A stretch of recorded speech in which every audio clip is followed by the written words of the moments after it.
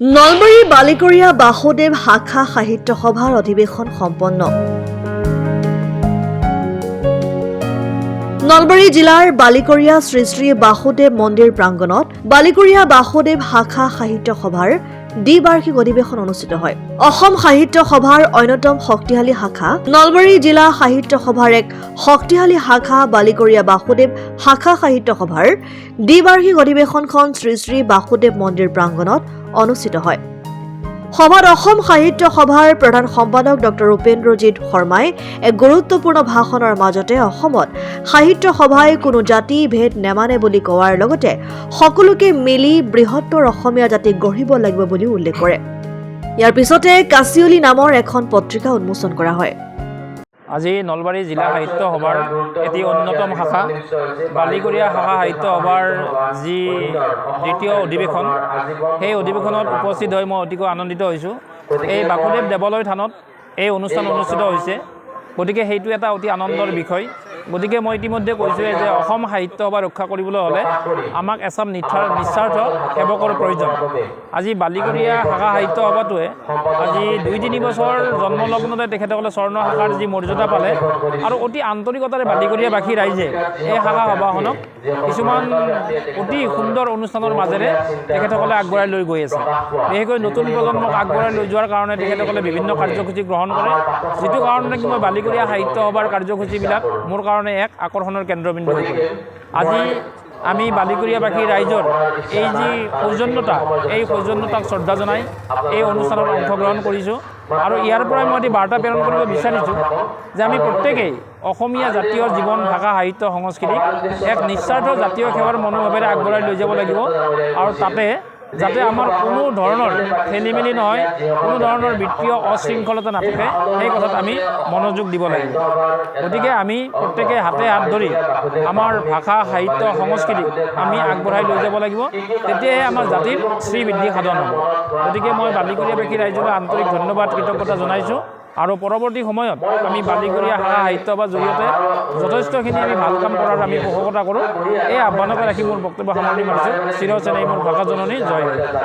সভা এটি এনেকুৱা অনুষ্ঠান, যিটো অনুষ্ঠানৰ কোনো আমাৰ পৰিসৰ ইমানেই বহল যে আমি সকলোকে লৈ আগবাঢ়োঁ, জাতি, জনগোষ্ঠী, ভাষা, সম্প্ৰদায়।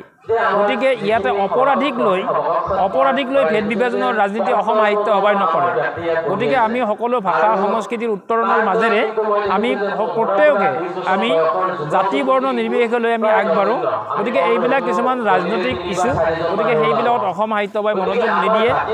আমাৰ দোষীক কঠোৰ শাস্তি দিয়ক, তাত আমি অসম সাহিত্য সভা একমত। কিন্তু এই যিটো ভেদ বিভাজন, এই ভেদ বিভাজনক আমি সদায় বাধা দি আহিছোঁ আৰু সদায় বাধা দিব লাগিব। বালিকৰীয়া বাসুদেৱ শাখা সাহিত্য সভাই প্ৰাংগণত দ্বিবাৰ্ষিক অধিৱেশনৰ আয়োজন কৰিছে। অসম সাহিত্য সভাৰ অন্তৰ্গত নলবাৰী জিলা সাহিত্য সভা আৰু নলবাৰী জিলা সাহিত্য সভাৰ এটি সক্ৰিয় শাখা বালিকৰীয়া বাসুদেৱ শাখা সাহিত্য সভা। বালিকৰীয়া শাখা সাহিত্য সভাই 2011 চনৰ 19 জুনত প্ৰতিষ্ঠা লাভ কৰা এই শাখাটোৱে বিগত বৰ্ষৰ সাহিত্য সংস্কৃতিৰ উত্তৰণৰ ক্ষেত্ৰত যথেষ্ট কাম কাজ কৰি আহিছে আৰু ছাত্ৰ ছাত্ৰীসকলক আগুৱাই নিয়াৰ বা যুৱ প্ৰজন্মক আগুৱাই নিয়াৰ স্বাৰ্থত ইয়াত বিভিন্ন প্ৰতিযোগিতা অনুষ্ঠিত কৰি আহিছে। এইবেলিও এই দ্বিবাৰ্ষিক অধিৱেশনৰ লগত সংগতি ৰাখি সাধুকথা কোৱা প্ৰতিযোগিতা, অসমীয়া কবিতা আবৃত্তি প্ৰতিযোগিতা, সংগীত প্ৰতিযোগিতা, চিত্ৰাংকন প্ৰতিযোগিতা, যথেষ্ট ছাত্ৰ ছাত্ৰী, যথেষ্ট যুৱ প্ৰজন্মৰ ছাত্ৰ ছাত্ৰী ইয়াত অংশগ্ৰহণ কৰিছে আৰু সেই ছাত্ৰ ছাত্ৰীসকলক আগবঢ়াই নিয়ে এই বালিকৰীয়া শাখা সাহিত্য সভাৰ লক্ষ্য উদ্দেশ্য আগত ৰাখি। তাৰ লগে লগে শাখা সাহিত্য সভাৰ এটা মূল লক্ষ্য হৈছে যি কি এখন সাহিত্য সভা মানে যি কিতাপৰ কথা সকলোৱে গম পায়, যি পত্ৰিকা প্ৰতি বছৰে বা শাখা সাহিত্য সভাই আমি 2022 চনতো এখন পত্ৰিকা উন্মোচন কৰিছিলোঁ। আজি আমাৰ বালিকৰীয়াৰ যিসকল নতুন প্ৰজন্মৰ ছাত্ৰ ছাত্ৰী, যুৱক যুৱতী বা আমাৰ যিসকল জ্যেষ্ঠ ব্যক্তিৰ লিখনিৰ সমৃদ্ধ কৰি এখন খুব কম দিনৰ ভিতৰতে আমি কাচিয়লি বুলি পত্ৰিকা আজি ইয়াত উন্মোচন কৰা হ'ল আৰু এই পত্ৰিকাখন উন্মোচন কৰিছে নলবাৰী বাণিজ্য মহাবিদ্যালয়ৰ সন্মানীয় ইংৰাজী বিভাগৰ মুৰব্বী অধ্যাপক ডক্টৰ ডাঙৰীয়াই। আৰু এই অনুষ্ঠানত, এই মুকলি সভাত ইতিমধ্যে অসম সাহিত্য সভাৰ প্ৰধান সম্পাদক ডক্টৰ উপেন্দ্ৰজিৎ শৰ্মা ছাৰে ইয়াত গুৰুত্বপূৰ্ণ ভূমিকা গুৰুত্বপূৰ্ণ বক্তব্য দাঙি ধৰিলে সকলো ৰাইজৰ মাজত। ইয়াত উপস্থিত আছে নলবাৰী জিলা সাহিত্য সভাৰ সন্মানীয় সভাপতি ডক্টৰ লীনা ডেকা বাইদেউ, ইয়াত উপস্থিত আছে অসম সাহিত্য সভাৰ বিষয়ববীয়া গোবিন্দ কলিতা ডাঙৰীয়া, ডক্টৰ বিপিন কলিতা ডাঙৰীয়া, আৰু আমাৰ শংকৰদেৱ আমাৰ যিটো আমাৰ ভাষা গৱেষণা কেন্দ্ৰ, যিটো আমাৰ যিজন ব্যক্তিৰ নামত শৰৎ চন্দ্ৰ গোস্বামী, তেখেত নলবাৰীৰ সন্তান আছিল, তেখেতৰ নামত গৱেষণা কেন্দ্ৰৰ আহ্বায়ক ধ্ৰুৱজ্যোতি শৰ্মাদেৱ, তাৰ লগত নলবাৰী জিলা সাহিত্য সভাৰ সম্পাদক সমন্বিতে বিভিন্ন বিষয়ববীয়া ইয়াত উপস্থিত আছে। আৰু ইয়াত এই অনুষ্ঠানতে নলবাৰীৰ দাঁতিকাষৰীয়া গাঁও এই বালিকুৰিয়াৰ যি শৈক্ষিক বাতাবৰণটো আগুৱাই নিয়াৰ স্বাৰ্থত বা সমগ্ৰ নলবাৰী জিলাত শৈক্ষিক এক বাতাবৰণটো আগুৱাই নিয়াৰ স্বাৰ্থত যিসকলে আমাৰ অৱসৰপ্ৰাপ্ত অভিজ্ঞ শিক্ষক, আজি বালিকুৰিয়াৰ প্ৰায় 48 গৰাকী অৱসৰপ্ৰাপ্ত শিক্ষকক ইয়াত এই অনুষ্ঠানত সম্বৰ্ধনা জনোৱা হ'ব। আৰু বিশেষকৈ ভাষা সাহিত্য সংস্কৃতিৰ ক্ষেত্ৰত বালিকুৰিয়া বাসুদেৱ ভাষা সাহিত্য সভাই ভৱিষ্যতেও কাম কৰি যাব, অতীততো কাম কৰি আছিল, আৰু ইয়াত অধিক সংগঠিত ৰূপত কাম কৰি যাব বুলি আশা ৰাখিছোঁ। News desk report, Assam time. ৰাইজৰ কণ্ঠ অসম টাইম।